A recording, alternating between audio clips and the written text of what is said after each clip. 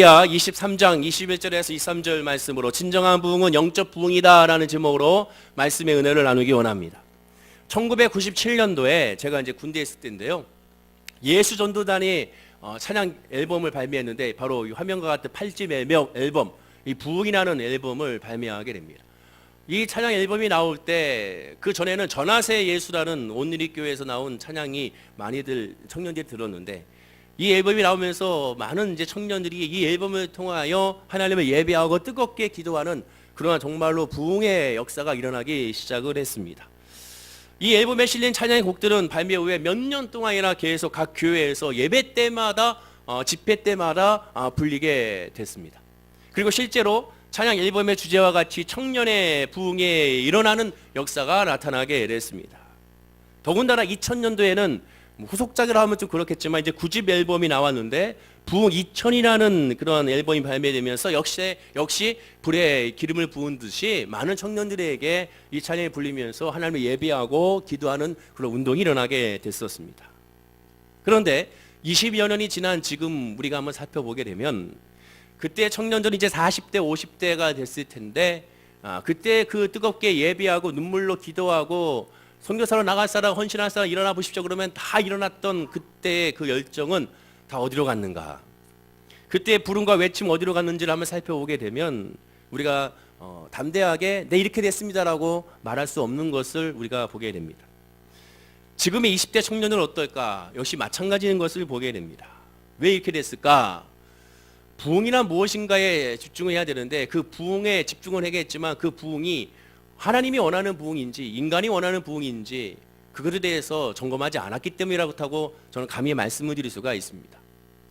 그때는 부흥에 대해서 설파하고 부흥에 대해서 고백하고 기도하며 열심히 했지만 그 부흥이 외적인 부흥에 너무 집중했던 것이죠.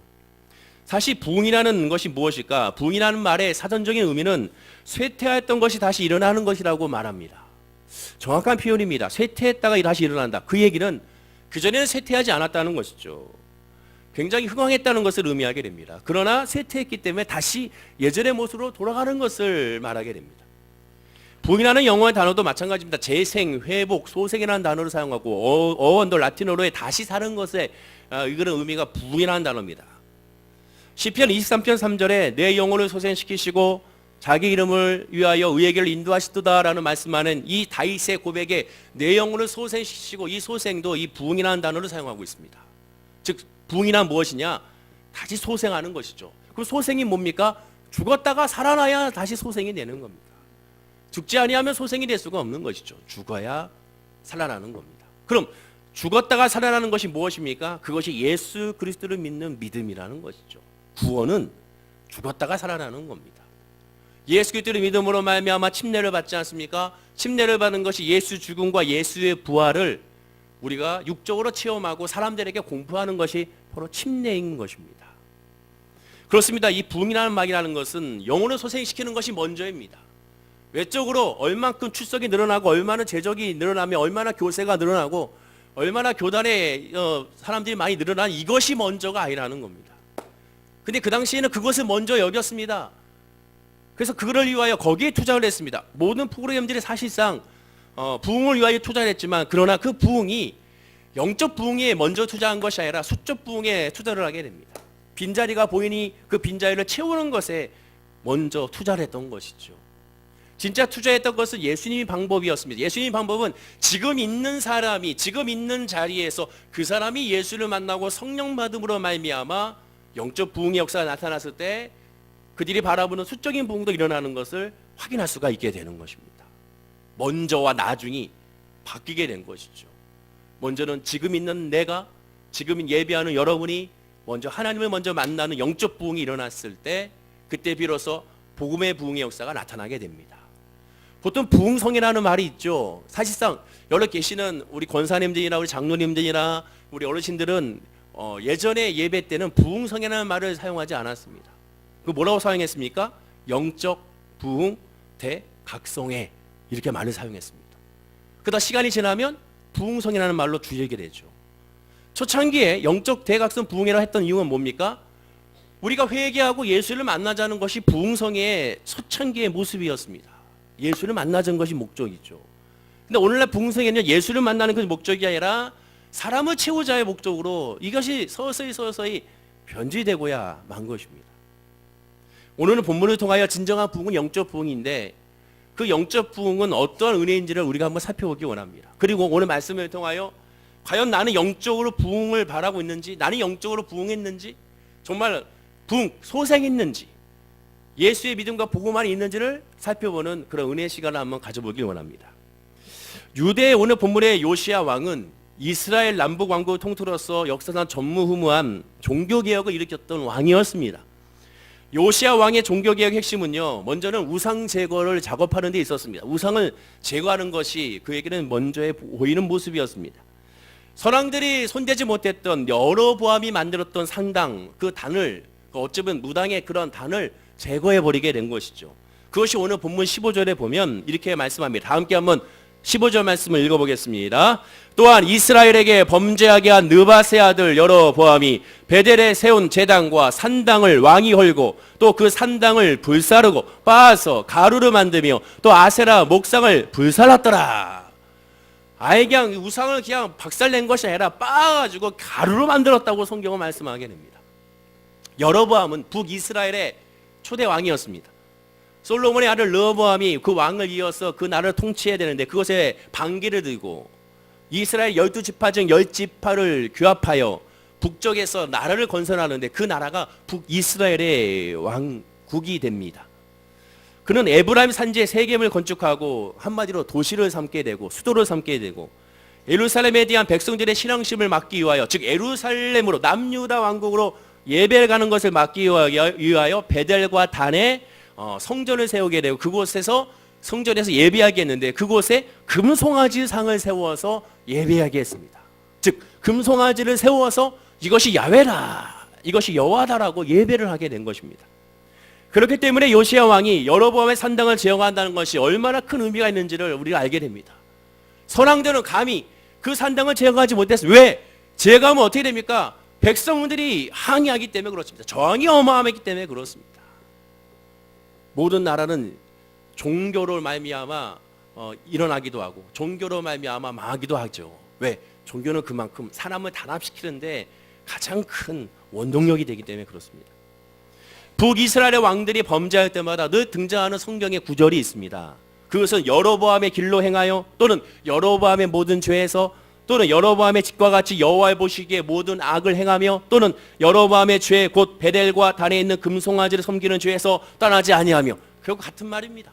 여로보암과 같이 하나님을 섬기지 아니하고 우상을 섬기는데 앞장섰는 그 앞장섬을 따라했다라는 것이죠. 북이스라엘의 왕들 가운데 바로 모든 왕들이 다 이렇게 행했다는 겁니다. 또 초대 왕이었던 여로보암의 우상을 그들이 섬겼다는 것이죠. 여러분, 어느 사회나 전통의 흐름을 바꾸기는 어렵습니다. 해왔던 것을 그것을 다른 쪽으로 물꼬를 트는 것은 어마어마한 저항을 부딪힙니다. 쉽게 일어날 수가 없게 되는 것이죠. 그 전통이 잘못된 인습이라 하더라도 이것을 잘못됐어, 이것을 바뀌어야 돼 알면서도 바뀌지 않게 됩니다. 왜 그렇습니까? 그만큼 해왔던 흐름이 있기 때문에 그렇습니다. 그것을 쉽게 바꾸기가 힘들어요. 오늘날 올림픽에서 빙상연맹에 대한 그 성토가 끊이지 않고 있습니다. 이미 그것이 예전부터 안현수가 이미 귀화할 때부터 나왔던 말들이지 않습니까? 그러나 여전히 계속 바뀌지 않고 바뀌어야 돼 이젠 달라져야 돼 하면서도 여전히 계속 흐름이 지금까지 온 이유가 무엇입니까? 알면서도 여태까지 흐름상 해왔던 것을 바꾸기가 힘든 겁니다. 이제는 바꿔야 되는데 바꾸지 못하고 그냥 왔던 것이죠. 이러한 영적인 이러한 전통을 요시야 왕이 오늘 깨트려 버린 것입니다. 정말 대단한 것이라는 것이죠. 두 번째, 요시야 왕은요, 우상을 제거한 후에 두 번째 했던 것은 유월절 제사 예배를 드렸습니다. 우리 본문 23절 말씀을 한번 읽어볼까요? 자, 시작. 요시야 왕 18째 해에 예루살렘에서 여호와 앞에 이 유월절을 지켰더라. 유월절이 뭡니까? 이스라엘 백성들이 출애굽했을 때, 노예 생활에서 430년 만에 출애굽했을 때 하나님께서 마지막 10번째 재앙 가운데 장자의 죽음을 맞게 하는데, 그러나 그 문지방의 문설주에 어린 양의 피를 바른 그 집은 그 죽음의 사자가 넘어가는 패스오버, 그래서 유월절이라 지칭하고 그 유월절을 기념하여 하나님의 구원을 받은 날로서 하나님을 예배하게 된 것이, 그것이 유월절 기념입니다. 자, 그런데 여러분 주목해야 할 것은 여로보암이 유대의 사람이었기 때문에 하나님의 율법을 무시할 수 없고 하나님의 예배 여호와를 무시할 수 없었기 때문에 여호와를 섬겼습니다. 성전을 짓고 섬겼습니다. 여호와를 섬기지 않았던 것이 아닙니다. 이스라엘 백성들이 여호와를 예배하지 않은 것이 아닙니다. 여러분 이것을 주목해야 됩니다. 여호와를 예배하고 여호와를 섬겼습니다. 그런데 어떻게 했느냐? 여호와 앞에서 섬긴 것이 아니라 우상들 앞에서 섬겼습니다. 오늘 본문에 보면 요시아가 어떻게 했습니까? 유월절을 지켰는데 어디서 지켰는가? 여호와 앞에서 드렸다라고 분명히 말씀하게 됩니다. 그 전에는 여호와 앞에 예배를 드리지 않았다는 거예요. 그럼 어떻게 예배 드렸습니까? 금송아지 앞에서 유월절을 드렸습니다. 금송아지가 야훼다라고, 금송아지가 여호와라고 외치면서 금송아지 앞에서 제단을 쌓고 하나님께 예배하듯이 예배를 드렸다는 것이죠. 앞선 요시아의 선대왕들은 바로 그렇게 예배를 드렸던 것입니다. 이렇게 했으니 요시아 왕은 종교개혁을 감행하게 된 것이죠. 자, 그러니 자연스럽게 우리는 종교개혁을 일으켰던 요시아 왕에 우리는 주목하게 됩니다. 그래, 요시아 왕과 같이 종교개혁을 일으켜야 된다. 요시아 왕과 같이 종교개혁을 일으켜서 요시아 왕에 본받아서 우리도 우리의 신앙도 이제 개혁을 일으켜 하나님께 돌아가야 한다라고 부르짖게 됩니다. 맞는 얘기입니다. 그러나 이것은 마치 돈을 못 벌고 있으니 돈을 열심히 벌고자 다짐하는 것과 별반 다름이 없습니다. 돈을 벌자면 어떻게 되겠습니까? 비즈니스를 정확히 실사하고 문제점을 정확히 파악한 후에 장단점을 알고 그 원인을 알아서 적절한 대책을 세밀하게 세워서 수행하면서 하나하나 차근차근 밟아가야 되는 겁니다. 영적 부흥도 마찬가지입니다. 무조건 하나님께 돌아가자, 하나님을 예배하자, 하나님께 기도하자, 하나님께 부르짖자, 열심히 찬양을 드리자, 열심히 예배하자, 이렇게 해서 영적 부흥의 역사가 나타나는 것이 아니라는 것이죠. 지금 이스라엘 백성들이 하나님을 예배하지 않아서, 하나님께 기도하지 않아서, 하나님을 찬양하지 않아서 그것이 아닙니다. 그들은 그 누구보다도 예배하고 기도하고 찬양하는데 앞장섰고 하나님을 바라봤었습니다. 그러나 그들의 문제는 무엇이었습니까? 동시에 우상을 섬겼던 데 문제가 있는 것입니다. 영적 부흥은 정확한 원인을 찾아내야 됩니다. 그 침체의 원인이 무엇인지를 먼저 알지 못하면 아무것도 될 수가 없는 것이죠. 지난 22일에 한국은행의 발표에 의하면 작년 2017년도에 가계빚이 1450조 9천억이라고 합니다. 우리 대한민국에 무려 1450조 9천억. 역시 대단하시네. 놀라지도 않으시고 1400조면 다 집에 계시는 것 같은데 1450조 그러면 이것에 대해서 대책을 세우기 위해서는 하나하나 그 원인을 분석하고 해 나가야 되겠죠. 가정의 빚도 마찬가지지 않습니까? 돈이 어디로 빠져나가는지를 하나하나 살펴서 그 빠져나간 것을 먼저 막으면서 준비해 나가겠죠. 영적 침체에서도 마찬가지입니다. 그런데 이것을 예방하기 위하여, 이것을 해결하기 위하여 어떻게 행합니까? 자, 우리가 영적으로 침체됐으니 수련회를 가집시다. 영적으로 침체했으니 부흥회를 가집시다. 영적으로 우리 침체됐으니 먼저 결의를 하고 우리가 띠를 두르고 이제 할렐루야 깃발을 외치면서 우리가 전도 발대식도 하고 나아갑시다. 그렇게들 해왔습니다. 저도 여태까지 그렇게 해왔습니다. 그러나 그렇게 됩니까? 그때뿐이나 하는 것이죠. 그것이 일이 됩니다. 그것이 더 피곤하게 만듭니다. 돈은 돈대로 나아갑니다. 새가족 축제를 합니다. 그 축제할 때는 좋죠. 많은 사람이 온 것 같습니다. 그러나 얼마나 남습니까? 수많은 돈을 들여서 선물을 포장을 하고 열심히 나눠주고 음식을 베풀었으나 그러나 남는 것은 없게 되는 것이죠. 행사로 끝나버리게 되는 겁니다.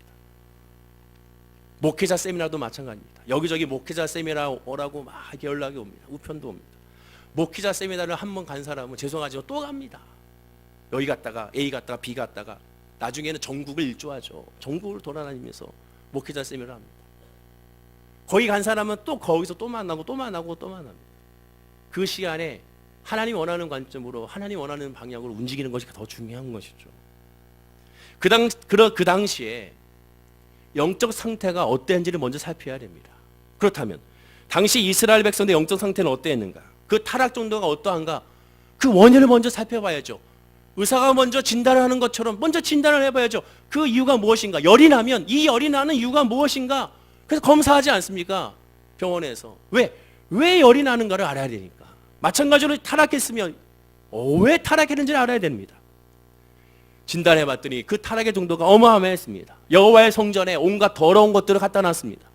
바알 신상과 아세라 신상과 하늘 성신들을 다 갖다 놨습니다. 아세란 성과 아셀리와 휴장을 찍는 남창의 집도 거기다 갖다 놨습니다. 무슨 얘기냐? 이방인의 예배, 가나안의 예배는 성관계 예배입니다.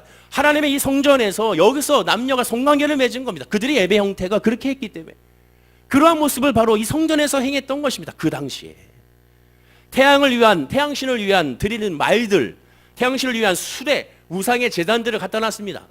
전국 각지에 우상과 해와 달과 12궁성을 갖다 놨습니다. 하늘의 모든 별들의 모양을 딴 산당들을 다 갖다 놨습니다. 온갖 우상으로 가득 찬 곳이 하나님의 성전이었던 것이죠. 심지어 흰놈의 골짜기에서는 자녀들을 불에 태워 몰렉신에게 인신제사를 바치는 제사를 그들은 드리게 됐습니다. 이것은 제 말이 아니라 성경에 기록되어 있는 말이라는 것이죠. 그런데 더욱더 타락한 것은 이 모든 이들이 제사장들이 주도하에 일어났다는 겁니다.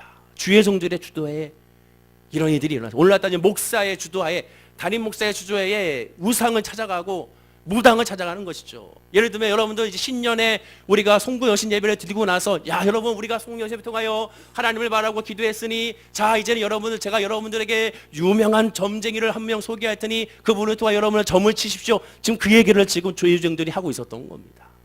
하나님을 예배 드리면서 동시에 우상을 섬겼던 것이죠.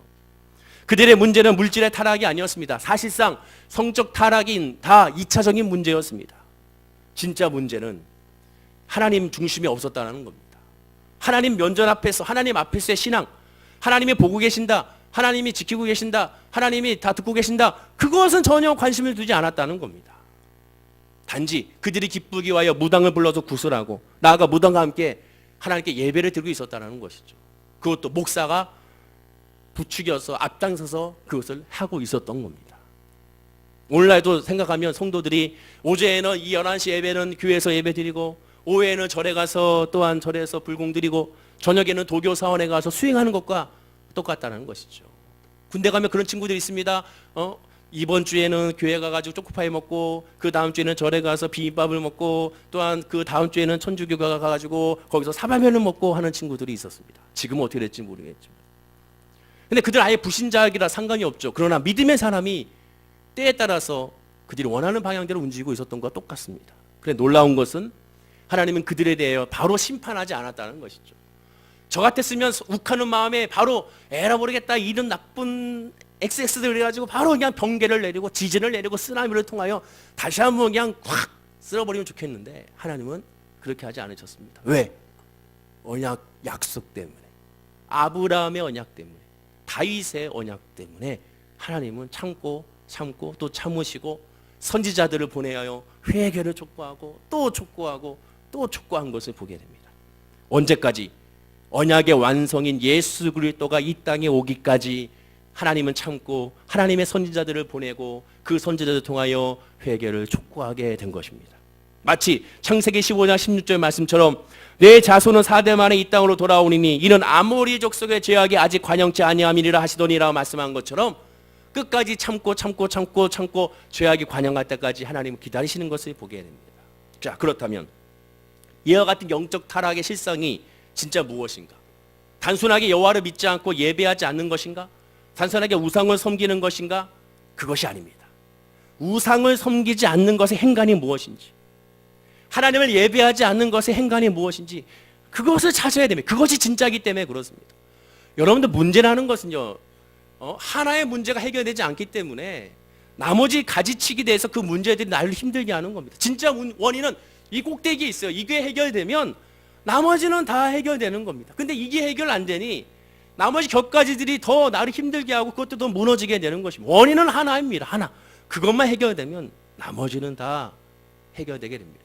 또 그 원인이 해결되면 나머지 가지들은 다 포용하게 되고 다 품게 되고 아무것도 아닌 것이 되게 되는 것입니다. 그럼 그것이 무엇인가? 다시 강조합니다. 이스라엘 백성들은 열성과 지성으로 하나님을 섬겼습니다. 더 중요한 것은 그들이 금송아지를 갖다 놓고 야훼라고 하고 유월절을 지키고 예배했을 때 그들은 그것이 잘못됐다는 것을 전혀 몰랐다는 겁니다. 지금 그들이 하는 예배와 기도와 찬양이 야 이거는 우리의 예배가 잘못된 거라고 생각하지 않았다는 것이 그것이 진짜 큰 문제였습니다. 그 왜 그랬을까? 그 원인은 무엇인가? 그것은 자기를 위한 예배였기 때문에 그렇습니다. 자기를 위한. 진짜 우상 숭배란 무엇입니까? 자기를 위한 겁니다. 신명기 16장 22절 말씀인데요. 다 함께 화면과 함께 읽어볼까요? 자, 시작. 자기를 위하여 주상을 세우지 말라. 내 하나님 여호와께서 미워하시니라. 여로보암이 왜 단을 세우고 여로보암 왕이 왜 금송아지를 만들었습니까? 그 이유가 뭡니까? 이스라엘 백성들을 위하여? 아닙니다. 성경 뭐라고 얘기하면 자기를 위하여. 자기의 왕권을 위하여 그는 우상 숭배를 시킨 겁니다. 그럼 이스라엘 백성들이 왜 우상 숭배를 했습니까? 그 이유가 뭡니까? 그 우상에게 절했을 때 자기에게 이롭다고 생각했기 때문에 절한 겁니다. A라는 신을 섬기든 B라는 신을 섬기든 C라는 신을 섬기든 D라는 신을 섬기든 어떠한 신이든 내 기도에 응답해주면 좋다는 생각이 우리 선조들이 했던 기도의 모습이죠. 어떻게 기도했습니까? 천지신명이시오. 무슨 뜻입니까? 하늘과 땅의 모든 신 중에 모든 신에게 기도한다는 겁니다. 하나님이 아니라 한 신이 아니라 천지신명 모든 존재하는 신에게 비나이다 비나이다 비나이다 비나이다 정화수 떠놓고 기도한 것이죠. 왜? 그 기도의 핵심 뭡니까? 자기를 위하여 또는 내 자녀를 위하여 또는 내 가문을 위하여 결국 나를 위한 것이죠. 나를 위한 것. 10계명의 첫 계명이 무엇입니까? 출애굽기 20장 3절인데요. 함께 읽어볼까요? 너희는 나 외에 다른 신을 섬기지 말라. 여러분 10계명이 세상적인 계명하고는 다릅니다. 하나님의 계명이에요. 1계명에서 10계명의 리스트가 있습니다. 그러면 여러분들이 자 10계명 통해서 내가 지킬 수 있는 것과 안 지키는 걸 체크한다고 칩시다. 아 나는 그래 5번 6번 7번은 내가 지켰고 9번 10번은 내가 못 지킨 것 같아. 이렇게 체크를 하게 됩니다. 하나님의 계명은 그런 계명이 아니에요. 세상의 법과 같이 어떠한 계명에 접촉됐느냐 당신은 이 징역을 살게 되는데 검사가 당신의 징역 살게 되는 이유가 무엇이 구형하게 된 이유가 무엇이냐 바로 이러한 법률을 어겼기 때문에 그렇다. 그래서 이 법률을 어겼기 때문에 가중치가 또 적용이 돼요. 이것이 돼서 당신에게 몇 년의 구형을 한다. 그런 의미가 아니라는 겁니다. 10계명은 1계명을 지켰을 때 2계명이 지켜지고 1계명이 지켰을 때 2계명이 지켜진 사람은 3계명이 지켜지고 다시 1계명이 지켜지고 2계명이 지켜지고 3계명이 지켜진 사람이 4계명이 지켜지는 겁니다. 생뚱맞게 1계명을 지킨 사람이 6계명이 지켜지는 것이 아니에요. 나머지는 2, 3, 4계명, 5계명 못 지켰다가 6계명을 내가 지키고 갑자기 10계명을 지키는 사람 그것이 믿음의 사람이 하나님의 계명이 아닙니다. 첫 번째 계명 너 외 나 외 다른 신을 섬기지 말라. 이 계명을 지킨 자는 2계명이 지켜지고 3계명이 지켜지고 4계명이 지켜지고 5계명이 지켜지고 나아가 10계명이 지켜지는 겁니다. 이것이 계명이에요. 즉 하나님 중심으로 하지 않으면 모든 계명은 무너지게 되어 있는 겁니다. 그럼 두 번째 계명은 무엇입니까? 자, 두 번째 계명 한번 읽어볼까요? 4절 말씀 화면과 함께 시작. 너를 위하여 새긴 우상을 만들지 말고 또 너로 위로 하늘에 있는 것이라 아래로 땅에 있는 것이라 땅 아래 물속에 있는 것에 어떠한 형상도 만들지 말며 뭐라고 얘기합니까? 너를 위하여 새긴 우상. 너를 위하여 나를 위하여 여러분을 위하여 자기를 위하여 우상을 섬기지 말라는 거. 바로 이것이 진짜 우상 숭배라는 것이죠. 우상은 눈에 보이는 것이 아니에요. 진짜 우상은 누굽니까? 나라는 거죠. 내가 우상, 여러분이 우상, 내 자신이 우상. 내가 원하는 거, 내가 만족한 거, 내가 즐거운 거, 내가 기쁜 거, 내가 행복한 거, 그것을 추구하는 것이 우상입니다. 성경은 말합니다. 하나님을 만난 자, 하나님을 의지하는 자는 자기를 위한 것이 아니라 오히려 자기를 뭐한다? 죽여야 한다. 로마서 14장 8절 말씀을 다 함께 읽어보겠습니다. 자, 시작. 우리가 살아도 주를 위하여 살고 죽어도 주를 위하여 죽나니 그러므로 사나 죽으나 우리가 주의 것이로다. 사나 죽으나 누의 것? 주의 것이라는 것이죠. 이것이 복음입니다. 예수를 믿었느냐? 진짜 믿었는가? 진짜 말씀 안에 있는가? 그거는 나 중심이 아니에요. 나 중심이 아닙니다. 내가 원하는 것 중심이 아니에요. 그럼 이 말씀의 앞절이 뭡니까? 자, 항상 성경은요 한 점에 보지 말고 같이 봐야 되는데 이 앞절이 더 중요합니다. 7절 말씀 한번 읽어보겠습니다. 시작. 우리 중에 누구든지 자기를 위하여 사는 자가 없고 자기를 위하여 죽는 자도 없도다. 정확한 표현이죠. 자기를 위하여 사는 자가 없고 그런데 자기를 위하여 죽는 자도 없도다.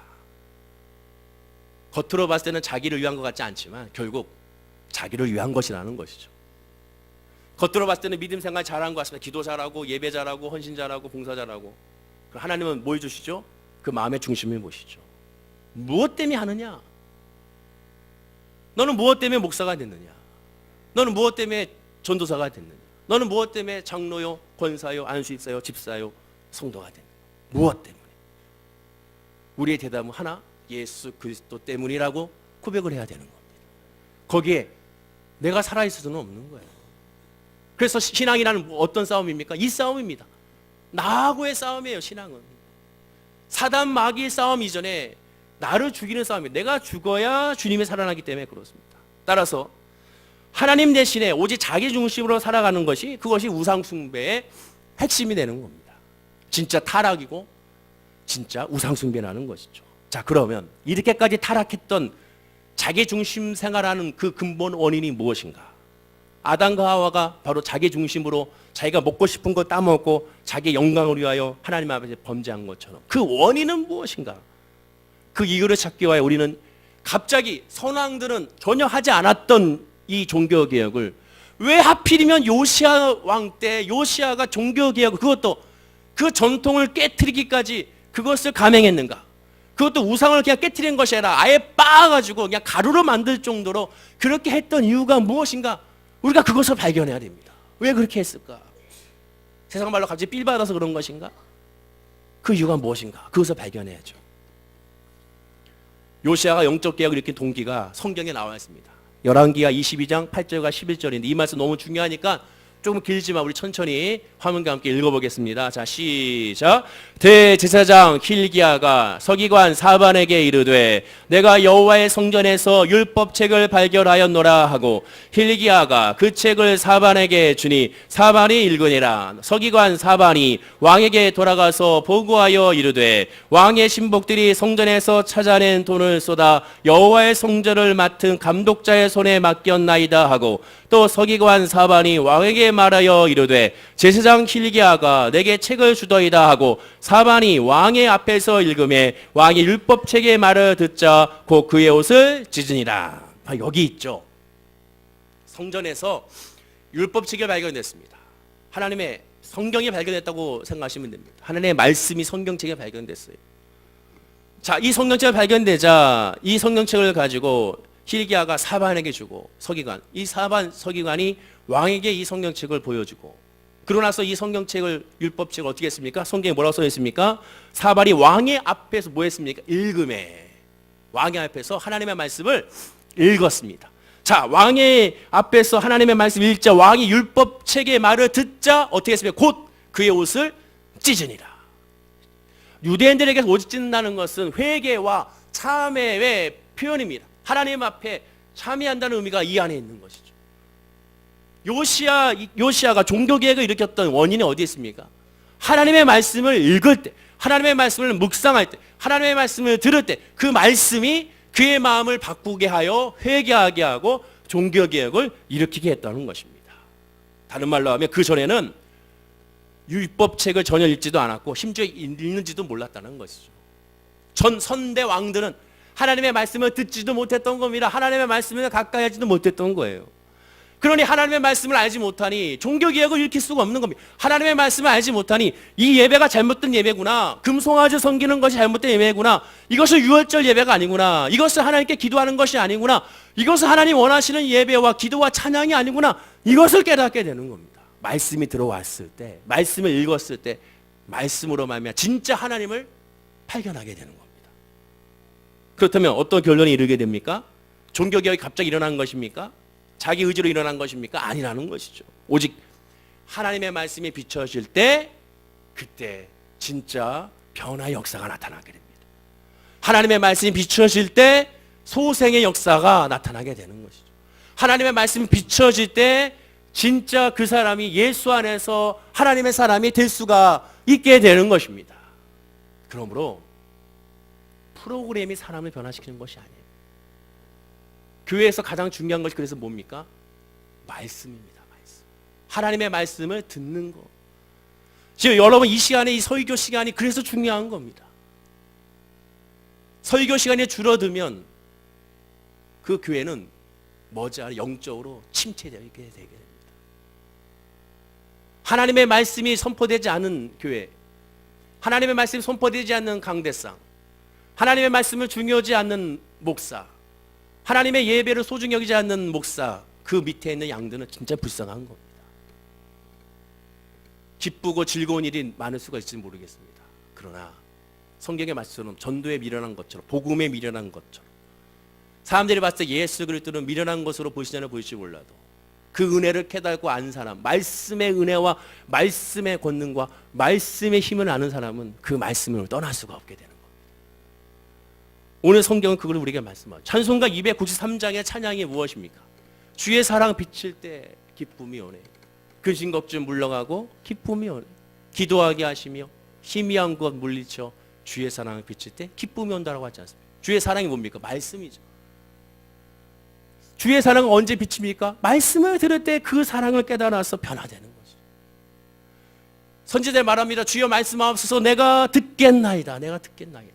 말씀을 들을 때 힘을 얻게 되는 것입니다. 하나님의 말씀을 모르는 자는 자기 중심으로 살 수밖에 없습니다.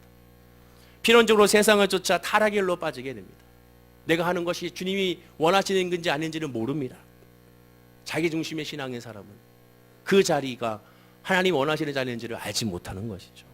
시편 1절에 뭐라고 표현합니까? 복 있는 사람은 악인들의 꾀를 따르지 아니하고 죄인들의 길에 서지 아니하며 오만한 자리에 앉지 않는다고 말하면서 2절에 오직 주 여호와 하나님의 말씀을 주야로 묵상하는 자라고 말합니다. 하나님의 말씀을 묵상할 때가, 말씀을 들을 때가, 그때가 응답이고 그때가 회개고 그때가 변하고 그때가 진정한 영적 부흥 운동이 일어나는 것이죠. 여러분, 교회에서 먼저 새 가족을 먼저 신경 쓰는 것보다, 물론 신경도 써야겠지만 먼저 중요한 건 지금 여러분들입니다. 앉아있는 여러분들이 먼저 예수를 만나야 되고, 앉아있는 여러분들이 먼저 성령 받아야 되고, 앉아있는 여러분들이 먼저 예수의 복음 안에서 자유를 누려야, 그러면 전도하세요를 하지 않아도 여러분들이 내가 은혜가 충만하면 그 은혜로 말미암아 그 모습 자체가 그리스도의 편지가 되어 복음이 전해지게 되는 겁니다. 이것이 초대교회의 역사였습니다. 열왕기하 23장 2절과 3절에 이렇게 말씀합니다. 다 함께 읽어볼까요? 자, 시작. 왕이 여호와의 절에서 발견한 언약책의 모든 말씀을 읽어 무리의 귀에 들리고 이 책에 기록된 이 언약의 말씀을 이루게 하리라 하매 백성이 다 그 언약을 쫓기려 하니라. 왕이 뭐 했습니까? 왕이 하나님의 말씀으로 말미암아 변화되고 하나님의 말씀으로 말미암아 깨어지고 복음을 알게 됐을 때 왕이 한 것은 다른 것을 한 것이 아니라 이 하나님의 말씀을 어떻게 했습니까? 모든 말씀을 읽어서 무리에게 그 말씀을 귀에 들리게 했다라고 말하게 됩니다. 이게 돼야 되죠. 그래서 교회는 예배 중심에 대하는 이유가 바로 여기 있는 겁니다. 하나님의 말씀이 선포되는 그곳에 하나님의 은혜가 있고 변화가 있고 회개가 있고 치유가 있고 소망이 있기 때문에 그렇습니다. 성경을 모든 백성들이 들을 수 있도록 읽었습니다. 그럼 그전에는 성경, 이 하나님의 언약책이, 말씀의 책이 성전 구석에 방치되어 있었다는 것이죠. 제사장들은 하나님의 언약책을 독점해서 읽다가 그 내용을 다 안다고 자만하다가 결국에는 하나님의 말씀으로 다시 무너진 것을 보게 됩니다. 이는 마틴 루터의 종교개혁과 똑같은 역사입니다. 마틴 루터가 종교개혁을 일으켰던 이유가 무엇이었습니까? 신부들이 자기들만 성경책을 꽉 가지고 있었죠. 어려운 라틴어를 사용하면서 그것을 번역도 하지 아니하고 자기들만 딱 소유를 했습니다. 자기들이 필요한 말씀만 급할 때 싹 끄집어내가지고 봐라! 하나님 말씀 이렇게 했다라고 아예 억압하게 되죠. 하나님의 말씀 모든 사람들이 다 그 말씀에 복종하게 만들어. 왜? 일반 백성들은 모르니까, 하나님의 말씀을 모르니까 그런가 보다 그래가지고 이렇게 했습니다. 그러다 보니까 여러 가지 많은 부패와 부정이 거기에 일어나게 된 거죠. 면죄부 판매까지 일어나게 된 것이죠. 마틴 루터도 마찬가지였습니다. 그 말씀대로 그렇게 해야 되는 무다가 생각을 했습니다. 그래서 종탑에 시계탑에 그는 회개하러 마면 무릎으로 종탑까지 올라가지 않습니까? 무릎으로. 왜? 그렇게 해야 회개가 된다고 생각했기 때문에, 그렇게 해야 용서받는다고 생각했기 때문에. 그러던 그가 로마서를 읽다가 변화했죠. 아, 하나님의 말씀은 이것이 아니고 그리스도로 말미암아 구원을 얻고 예수로 말미암아 자유를 얻는 거구나. 이것을 깨달아서 종교개혁을 일으켰던 것입니다. 그래서 그가 했던 종교개혁을 했던 모토, 주안점이 무엇이었습니까? 면죄부 판매가 아닙니다. 교황청의 부패 척결이 아니에요. 이것이 먼저가 아닙니다. 95개조 방만문의 핵심은 어디에 있느냐? 오직 성경으로 돌아가자는 겁니다. 오직 성경으로, 오직 성경으로. 오직 성경으로, 오직 믿음, 오직 은혜, 오직 예수. 오직 하나님께 영광으로 돌아가자. 그것이 종교개혁의 핵심이었던 것입니다. 성경으로 돌아가자. 오직 성경으로 돌아갔을 때 진정으로 하나님의 만난 역사가 이루어지게 되는 겁니다. 결론적으로 오늘날의 영적 부흥도 마찬가지해야 됩니다. 큰 소리로 찬양 부르고 눈물 흘리며 통성으로 기도하면서 흐느끼는 것 물론 좋은 것이죠. 그러나 그것으로 말미암아 핵심이 아니라 진짜 부흥은 말씀으로 변화될 때, 말씀으로 비춰졌을 때, 그 말씀으로 힘을 얻었을 때 그때 진짜 일어나게 됩니다. 오직 그러므로 우리 교회도 성경으로 돌아가야 됩니다. 말씀으로 돌아가야 되고 기도로 돌아가야 됩니다. 찬양으로 돌아가야 됩니다. 하나님께 영광으로 돌아가야 됩니다. 제가 부끄럽게도 제가 우리 목사님들한테 그런 얘기를 했었습니다. 제 지방이 때문에 가면 뭐 여기 영상으로 또 유튜브에 나오겠지만 뭐 얼마나 보겠습니까? 거기 가면 이 목사님들이 성령책을 가지고 오지 않아요. 오늘 여러분 기도해야 됩니다. 주의 종이 성령책 가져오고 예배 드린다는 거 말이 됩니까? 물론 핸드폰 가지고 봅니다. 핸드폰이 요즘 잘 되었잖아요. 저도 핸드폰을 보면 거기 성경책, 거기 주석도 있고 다 있습니다. 그러나 핸드폰과 성경책은 구별돼야 되는 것이죠. 이 성경책 여기 안에 진리의 말씀인데 이것을 가지고 예배하지 않는다면 특히 주의 종이 무기가 없이 어딜 가겠습니까? 이 성경책이 중요해요. 성경책에서 하나님의 말씀의 진리를 깨달을 수도 있는데 이것을 가져와준다면 안 되는 겁니다. 로마 가톨릭은요 교회마다 이 화면을 띄우지 않습니다. 여러분도 아시는 분이 있겠지만 아무리 최첨단 시대가 됐어도 저 신부님이 저기 멀리 있어서 전혀 조그맣게 보이지 않는데도 불구하고 기둥들마다 화면을 띄우지 않습니다. 텔레비전이 없어요. 스피커만 있습니다. 왜? 들으라는 것이죠. 한국교회가 화면을 띄우면서 저 개인적인 생각은 화면을 띄우면서 영적으로 침체됐다고 저는 생각이 듭니다. 보다 보니까 익숙해졌습니다. 화면을 띄우지 않으면 이제는 하나님의 말씀을 보지 않는 것 같습니다. 찬송가를 부를 때도 마찬가지입니다. 화면을 띄우는 이유가 무엇입니까? 초신자들이 찬송가의 가사를 모르고 성경책을 보지 못하고 성경을 찾지 못하니까 화면을 띄우는 것이 첫 시작이었습니다. 그러나 그것이 점점점 편의적으로 빠져다 보니까 이제 아예 성경책은 그냥 집에 고스란히 모셔놓은 장식품이 돼가고 있는 형국이고 자동차 뒷자리에서 마치 부적과 같이 내 차를 안전하게 보호하는 그런 하나님의 말씀의 부적이 되어가고 있는 시대가 되고야 말았습니다. 우리 교회는 그렇지 않지만 늘 하나님의 말씀 중심으로 말씀을 가까이 또 가까이 또 가까이 해야 되는 우리 성도님들이 되어야 될 줄로 믿습니다. 우리는 기도해야 됩니다. 하나님, 내가 정말 하나님의 영적 부흥 가운데 있길 원합니다. 정말 예수를 만나기 원합니다. 정말 말씀 가운데 하나님의 은혜 안에 있길 원합니다. 그리고 그 말씀으로 말미암아 진짜 힘을 얻길 원합니다. 내 신앙에 예수의 믿음 있게 하시고 우리 교회에 예수의 믿음 있게 하시고 늘 성령 충만한 우리 모습이 되게 달라고 기도하는 우리 모든 성도님들이 됐을 때 어느덧 2월달이 다 끝났거든요. 이제 벌써 3월입니다. 여러분 이번 목요일이면 이제 1, 2월달 어떻게 지나가는지 모르겠지만 아직 포기하지 이르죠. 이제 3일부터 다시 시작하면 돼요. 이 시간부터 다시 시작하면 됩니다.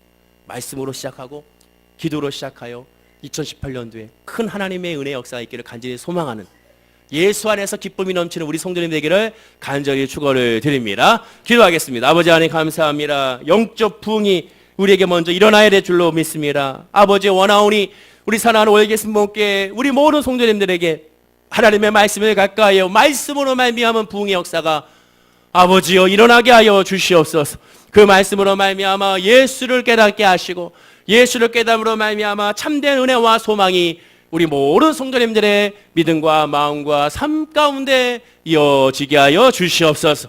예수의 이름으로 말미암아 기뻐하기 원합니다. 예수의 이름으로 말미암아 감사하기 원합니다. 예수의 이름으로 말미암아 이제는 눌리지 아니하기를 원하오니 아버지 성도님들에게 하나님의 말씀을 가까이 또 가까이 또 가까이 또 가까이 함으로 말미암아 세상의 위로가 아닌 하나님의 이름으로 힘을 얻게 하여 주시옵소서. 감사드리며 예수님의 이름으로 기도드립니다. 아멘. 우리 말씀을 기억하시고